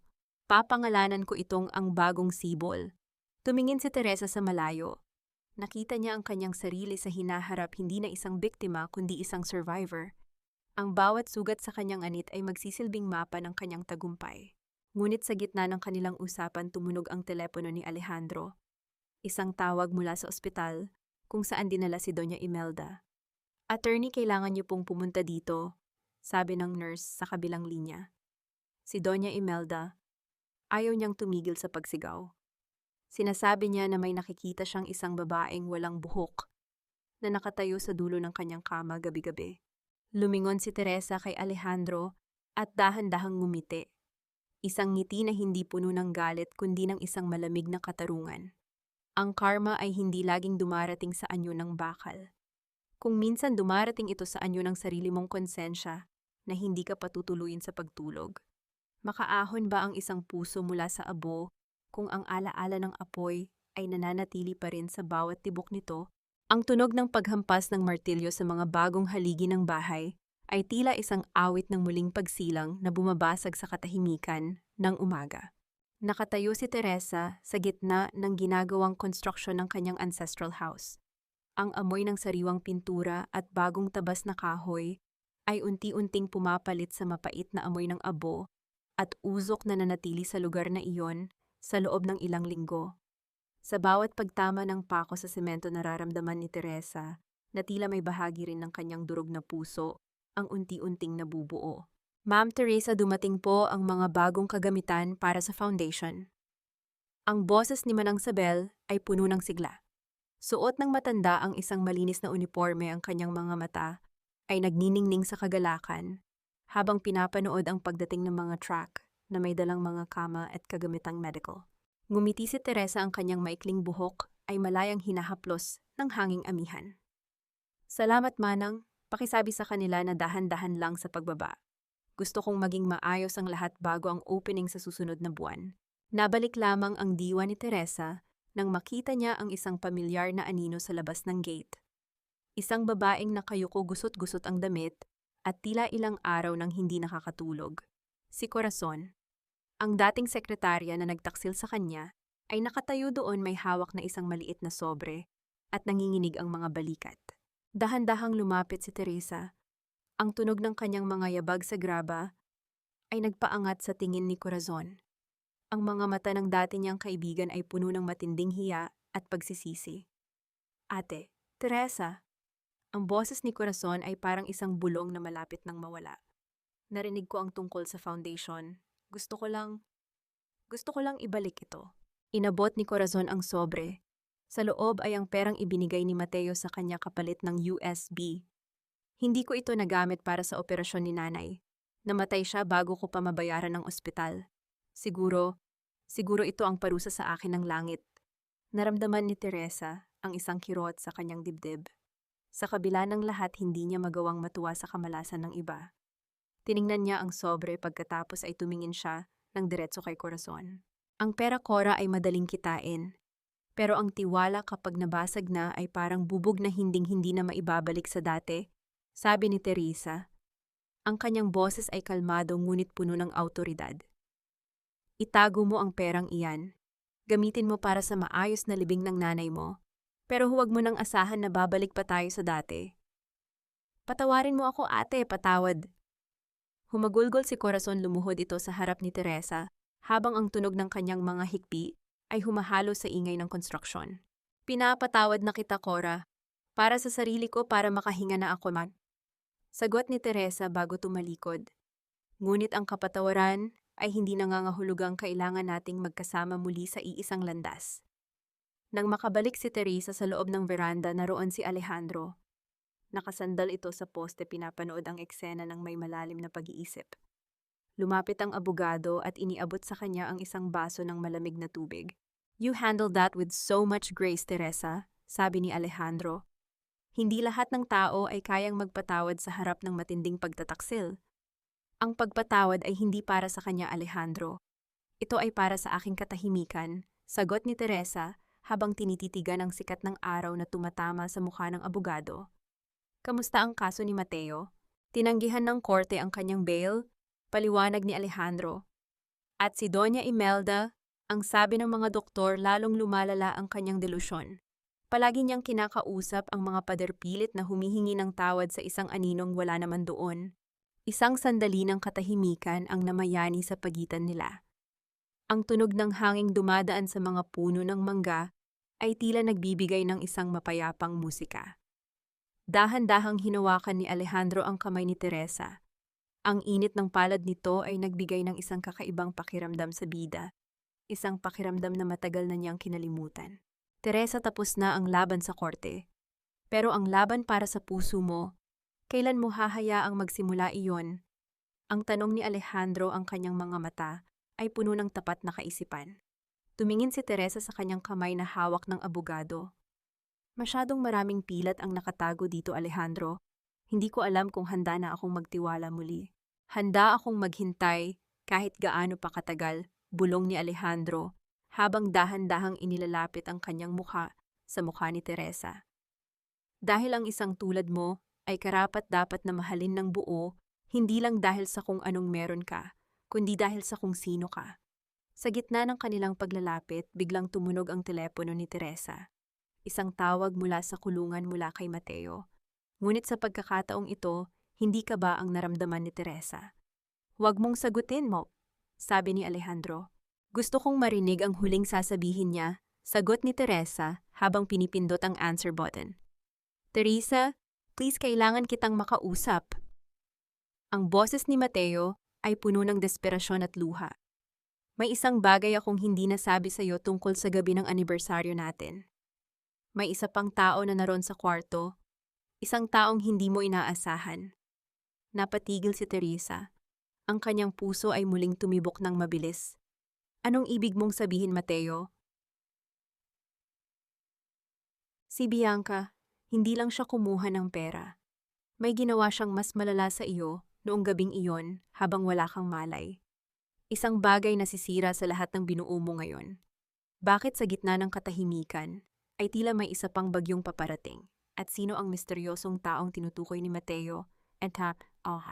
Ano ang ibig mong sabihin, Mateo, magsalita ka? Anong ginawa ni Bianca noong gabing iyon? Ang boses ni Teresa ay nanginginig hindi dahil sa takot, kundi dahil sa matinding pagod sa mga laro ng kanyang asawa. Ang tunog ng static sa kabilang linya ay tila isang nakatutulig na huni ng mga kuliglig sa gitna ng gabi. Nararamdaman ni Teresa ang paghigpit ng hawak ni Alejandro sa kanyang balikat, isang tahimik na paalala na hindi siya dapat magpadaig sa manipulasyon ng lalaking nasa likod ng rehas. Isang asul na sobre Teresa. Ang boses ni Mateo ay naging isang mapait na bulong, tila nalalasahan ng bawat salita ng puot. Habang wala kang malay at kinalbo ka ni Mama, hindi lang nanonood si Bianca. Pinasok niya ang sikretong vault ni Papa sa ilalim ng sahig ng kwarto niyo. May nakuha siyang dokumento, ang orihinal na kasunduan sa pagitan ng mga magulang natin. Isang katotohanan na sisira sa buong pagkatao mo. You're lying, Mateo, gusto mo lang akong guluhin. Sigaw ni Teresa, ang kanyang hininga ay naging mabilis at mababaw. Tanungin mo si Alejandro, Teresa. Tanungin mo siya kung bakit galit na galit si Mama sa tatay mo. Hindi lang iyon dahil sa pera. It's about your blood, Teresa. Isang lihim na kahit ang tatay mo ay hindi kayang dalhin sa hukay. Ang tunog ng pagkaputol ng tawag ay tila isang malakas na sampal sa katahimikan ng gabi. Nabitawan ni Teresa ang kanyang telepono. Ang tunog ng pagbagsak nito sa sahig na semento ay umalingaw-ngaw sa buong ginagawang bahay. Napasandal siya sa isang poste, ang kanyang mga mata ay nanalaki habang tinititigan ang kadiliman sa labas. Ang lahat ng kanyang ipinaglaban, ang lahat ng kanyang binuo, maaari bang nakasandal lamang ito sa isang malaking kasinungalingan? Teresa, huwag kang makinig sa kanya. He's just trying to get into your head, sabi ni Alejandro habang pinupulot ang telepono. Alam mo ba, Alejandro, may alam ka ba na hindi mo sinasabi sa akin? Ang tanong ni Teresa, ang kanyang boses ay puno ng pagduda. Tumingin si Alejandro sa malayo, ang kanyang panga ay tumigas. May mga bagay na mas mabuting mahanap muna natin bago natin husgahan. Kung hawak ni Bianca ang asul na sobrang iyon, kailangan natin siyang mahanap. Ngayon din. Makalipas ang ilang oras sa tulong ng mga koneksyon ni Alejandro, natuntun nila si Bianca sa isang abandonadong motel sa gilid ng highway. Ang amoy ng lumang kahoy at alikabok ay sumalubong sa kanila habang marahan nilang itinutulak ang pinto ng room 104. Ang tunog ng pagitit ng bisagra ay tila isang babala. Doon sa gitna ng malat na liwanag, nakita nila si Bianca. Wala na ang kislap ng kanyang mga alahas. Ang kanyang mukha ay puno ng pasa, isang patunay na hindi siya tinantanan ng mga kolektor ng utang ni Mateo. Hawak niya ang isang asul na sobre at sa kabilang kamay ay isang lighter. Huwag kang lalapit, Teresa. O susunugin ko ito. Sigaw ni Bianca, ang kanyang boses ay puno ng desperasyon. Akala mo ba ikaw ang bida dito? Akala mo ba ikaw ang kawawa? Basahin mo ito. Basahin mo kung paano ninakaw ng tatay mo ang lahat mula sa amin. Ibigay mo sa akin iyan, Bianca. It's over, sabi ni Alejandro habang dahan-dahang lumalapit. Sa isang iglap, sinubukan ni Bianca na sindihan ang sobre, ngunit mabilis siyang nahablot ni Alejandro. Ang tunog ng pagbagsak ng lighter sa sahig ay sinundan ng marahas na pag-agaw ni Teresa sa asul na sobre. Sa panginginig ng kanyang mga daliri, binuksan ni Teresa ang papel. Ang bawat salita ay parang isang kutsilyong humihiwa sa kanyang puso. Ang dokumento ay hindi nagsasabing hindi siya anak ng kanyang ama. Sa halip, ito ay isang pag-amin ng kanyang ama na ang lahat ng yaman na ginamit para itayo ang kanilang kumpanya ay galing sa pamilya ni Alejandro na ninakaw ni Doña Imelda sa pamamagitan ng pagmamanipula sa tatay ni Teresa. My father, he knew that. Bulong ni Teresa, ang kanyang mga luha ay pumatak sa papel na lumikha ng maliliit na basang bilog sa tinta. Kaya pala ganun na lang ang protection niya sa akin. He was trying to pay a debt that could never be repaid. Lumingon si Teresa kay Alejandro, ang kanyang mga mata ay puno ng matinding hapes. Ang lahat ng ito, Alejandro, ang bahay na ito, ang kumpanya, sa inyo talaga ito, ninakaw ito ng pamilya ko. Lumapit si Alejandro at kinuha ang dokumento, ngunit sa halip na magalit dahan-dahan niya itong pinunit sa harap ni Teresa. Ang tunog ng pagkakasira ng papel ay tila hudyat ng paglaya mula sa nakaraan. "The past is a debt we don't have to carry, Teresa," sabi ni Alejandro, ang kanyang boses ay puno ng malalim na pag-ibig. "Hindi mo kasalanan ang ginawa ng mga magulang natin. Ang mahalaga ay ang ginagawa mo ngayon. Ang pagtulong mo sa ibang babae ang pagbangon mo mula sa abo iyon ang tunay mong yaman." Niyakap ni Teresa si Alejandro at sa kauna-unahang pagkakataon, ang kanyang pag-iyak ay hindi dahil sa sakit, kundi dahil sa pagtanggap. Ang huling lihim ay naibulgar na at wala nang natitirang kadiliman na pwedeng humabol sa kanila. Habang inilalabas ng mga pulis si Bianca, tumingin si Teresa sa langit. Ang bukang liwayway ay nagsisimula ng sumilip, nagbibigay ng kulay ginto sa mundo. Ang nulong nyok niya, Doi Vong Min, ay wala na. Ang natitira na lamang ay ang isang babaeng may maikling buhok, ngunit may mahaba at malayang kinabukasan. Ang bawat hibla ng kanyang bagong munting buhok ay hindi na simbolo ng biktima, kundi ng isang reynang nagpatawad sa sarili at sa mundo. Ang bawat kislap ng hamog sa mga talulot ng sampagita ay tila mga diamanteng inihandog ng kalikasan para sa isang bagong simula. Isang taon na ang lumipas mula ng lamunin ng apoy ang bodega ng ancestral house, ngunit ngayon ang amoy ng abo ay tuluyan ng napalitan ng bango ng mga namumukadkad na bulaklak at ang sariwang amoy ng bagong pinturang pader ng ang bagong Sibol Foundation. Nakatayo si Teresa sa veranda, pinapanood ang mga kababaihan sa hardin, mga babaeng dating sugatan ang kaluluwa, ngunit ngayon ay unti-unti nang natututong tumawa muli. Ang tunog ng kanilang mga kwentuhan at mahihinang halakhak ay ang pinakamagandang musikang narinig ni Teresa sa kanyang buong buhay. Ang kanyang buhok ay nasa haba na ng kanyang balikat, isang makintab at malusog na bob cut na sumasabay sa ihip ng hangin. Hindi na niya kailangan ang peluka. Ang bawat hibla ng kanyang buhok ay simbolo na ngayon ng kanyang tagumpay laban sa dilim. Naramdaman ni Teresa ang marahang paghawak ng isang mainit na palad sa kanyang kamay. Hindi na niya kailangang lumingon para malaman kung sino ito. Ang pamilyar na bango ng sandalwood at kape ni Alejandro ay sapat na upang magbigay ng kapayapaan sa kanyang puso.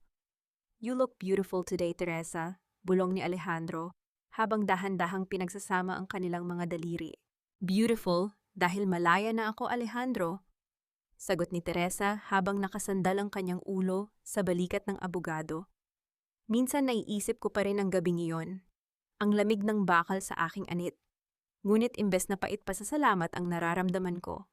Dahil kung hindi nila ako kinalbo, hinding-hindi ko makikita ang tunay na lakas na nakatago sa ilalim ng aking buhok." "Justice has been served, Teresa," sabi ni Alejandro, ang boses ay puno ng katiyakan. "Mateo is serving his final sentence. At si Doña Imelda, ang huling balita ko mula sa pasilidad, wala na siyang ibang kinakausap kundi ang kanyang sariling anino. She is a prisoner of her own mind now." Hindi na nagtanong pa si Teresa tungkol kay Bianca. Alam niyang ang karma ay may sariling paraan ng pagtutuos sa mga taong nagnanakaw ng ligaya ng iba. Ang mahalaga ay ang kasalukuyan. Ang mahalaga ay ang katahimikang namamagitan sa kanila ni Alejandro, isang katahimikang hindi na kailangan ng maraming salita. Lumapit si Manang Sabel, may dalang 2 tasa ng mainit na tsokolate. Ang matanda ay tila bumata ng 10 taon, ang kanyang mga mata ay nagniningning sa kagalakan. Sa tabi niya ay ang mga batang ulila na bahagi na rin ng kanilang bagong pamilya. Ang tunog ng paglapag ng mga tasa sa lamesang kahoy ay tila isang hudyat ng pagsasara ng huling kabanata ng pait. Ang pagpatawad ay hindi nangangahulugang kinalimutan natin ang sakit, panimula ni Teresa sa kanyang isipan habang tinititigan ang papalubog na araw na nagbibigay ng kulay kahel sa langit.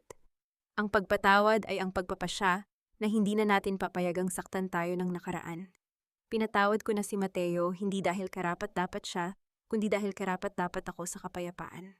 Hinarap ni Teresa si Alejandro at sa ilalim ng dapit hapon, dahan-dahan nilang pinagsaluhan ang isang matamis at banayad na halik, isang pangako ng kinabukasan na puno ng respeto, katapatan at tunay na pag-ibig. Wala nang lihim, wala nang takot. Natutunan ni Teresa na ang tunay na korona ng isang babae ay hindi ang kanyang buhok, hindi ang kanyang yaman, at hindi ang kanyang apelido. Ang tunay na korona ay ang kanyang dangal na hindi kayang gupitin ng kahit na anong talim at ang kanyang espiritu na muling sumisibol kahit sa gitna ng pinakamainit na apoy. Ang kwento ng nulong nyok niya, Dui Vung Min, ay nagtapos na. Ngunit ang kwento ni Teresa, ang reynang muling bumangon mula sa abo, ay nagsisimula pa lamang. Ang huling sinag ng araw ay hindi lamang hudyat ng pagtatapos, kundi isang pangako na ang bawat sugat ay may kaukulang paghilom sa gitna ng katahimikan. Mga mahal kong tagapakinig, marami pong salamat sa pagbabahagi ng inyong oras at puso sa mahaba at madamdaming paglalakbay na ito ni Teresa. Habang binubuo ko ang bawat kabanata ng kanyang buhay, tila nararamdaman ko rin ang bawat hapdi at bawat patak ng luha na dumaloy sa kanyang mga pisngi. Hanggang ngayon hindi pa rin mawala sa aking isipan ang tagpong iyon. Sa bodega ang tunog ng paglamukos ng papel ni Mateo habang ang paligid ay nilalamon na ng apoy. Napakasakit isipin na may mga taong mas pinahahalagahan ang material na bagay kaysa sa buhay ng mga nagmamahal sa kanila. Ang kwentong ito ay hango sa mga tahimik na pakikibaka ng maraming kababaihan sa ating paligid. Ito ay bunga ng malalim na pagninilay sa halaga ng dangal at pagpatawad sa sarili. Nais kong itanim ninyo sa inyong puso na ang bawat hibla ng ating bagong munting buhok ay hindi lamang tanda ng paglaki, kundi mga hibla ng ating muling nabuong katapangan na hinding-hindi na muling mapuputol ng kahit na anong talim ng pagtataksil. Sa inyong palagay, tama ba ang naging desisyon ni Teresa na tuluyan ng isara ang pinto kay Mateo sa kabila ng lahat ng kanilang pinagsamahan sa loob ng 10 taon?